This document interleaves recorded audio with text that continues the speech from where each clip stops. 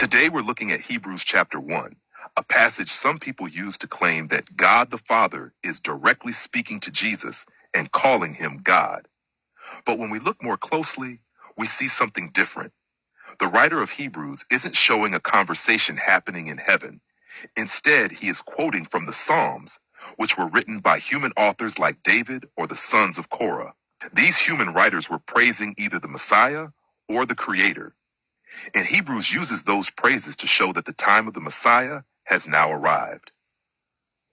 Let's walk through this in a simple way. Hebrews 1:7 quote from Psalm 1:4, the verse says, "Of the angels," he says, "who is this he?" It's not the Father, but the psalmist, a human writer, likely in David's tradition.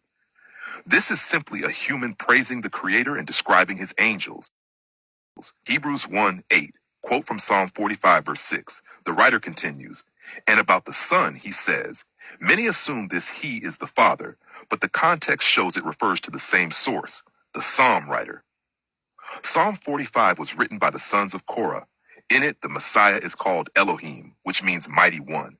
Elohim is a title that can be used for humans like judges, angels, or even false gods, not only for the Creator. So this is poetic praise of the Messiah as a mighty king, not the Creator directly calling Jesus God. Hebrews 1:10, quote from Psalm 102:25. This quote comes from Psalm 102, where a suffering person cries out to the Creator, see verse 23. So again, this is a human being speaking to the Creator, not the Father speaking to the Son. So what is Hebrews 1 really doing? The writer is building a case using Scripture. Look, the Psalms already spoke about a great king, the Messiah, and about the eternal power of the Creator. And now Jesus has been exalted as that promised Messiah. He is using human praises from the Psalms to highlight Jesus' honored role. There is no direct dialogue between the Father and the Son in this chapter. Hebrews 1 does not teach that Jesus is the Creator. Instead, Jesus is the exalted human Messiah chosen by the Creator.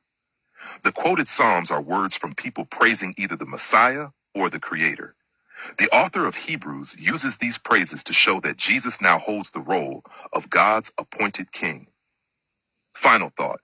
Hebrews 1 isn't a heavenly conversation. It's a set of scripture quotes being applied to Jesus. The message is, the Psalms already sang about this mighty king, and now we see that king in Jesus. Until next time, keep seeking truth with an open mind and a humble heart.